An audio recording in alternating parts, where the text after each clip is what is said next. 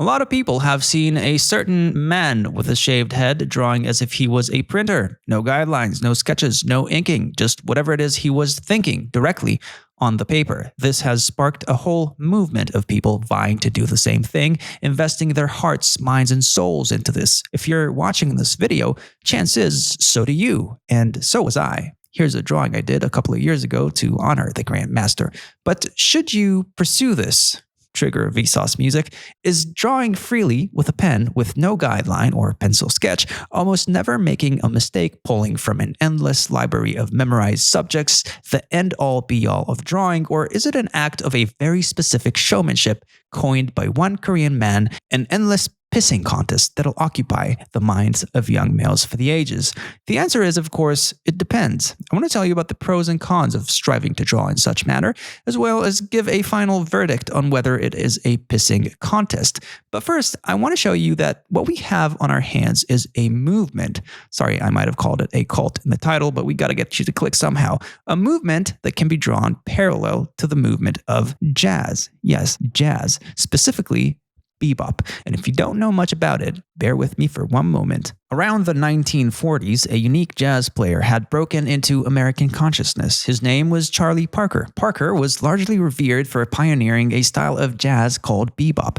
Bebop is much like the showmanship of Jung Gi and contemporaries, an improvisation-based music genre. In order to play it, you need to know a lot about music. You need to have memorized thousands of tunes and licks and scales and arpeggios and music theory mumbo-jumbo so that you can then, at the right moment, stand up on stage and blast through a tune as if you were effortlessly speaking your mother tongue through your instrument. The thing about this bebop thing is, it is hard. Legends about the greats go from throwing cymbals at each other for not playing right to falling asleep, lips bleeding after practicing saxophone for 18 hours straight. Now, I want to make the claim that there's an actual art movement. Yes, a movement. Let's call it direct drawing. Much like bebop or cubism or beatnik that was started by Jung Gi, the Charlie Parker of said movement that requires much of the same skills for much of the same purpose. A super high level of control, memorized visual phrasing, and applied theory that results in a virtuoso level skill set for the purpose of performing a type of improvised drawing on stage. Now, if you think about it, direct drawers are to visual art what jazz players are to music, a type of an online composer with a skill set geared toward speed. Compared to traditional composers who get to rework their pieces to oblivion, scratch them 1,000 times, and only ever show the world a final masterpiece, direct drawers have no such privilege. There are no second chances. Their performance is a hit or miss. So, is it a pissing contest?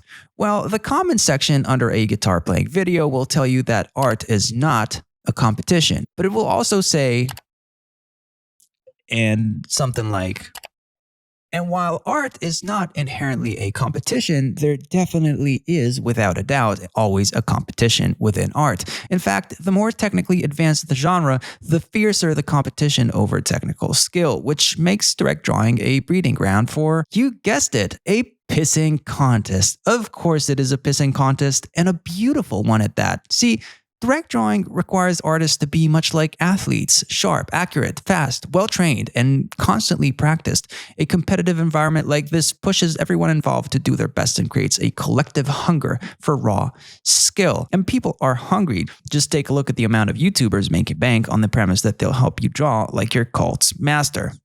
Just kidding, I love you. Okay, so we've established that direct drawing is the good kind of a pissing contest, but is it the end-all be-all of art? Are you not really a true artist until you can complete an illustration from scratch without using a single reference or pencil sketch? This is where beginners get confused. This is where the movement can become dangerous to both artists and audiences alike. From an artist's perspective, and specifically the many people who got into the game because they watched the likes of Jung Gi, it could seem as if arriving as an artist means being able to improvise a 2-meter-long composition in front of an audience flawlessly. But the truth of the matter is, many of these people will not ever reach that goal for all kinds of reasons: time, temperament, grit, and proclivity toward technical success in that specific activity.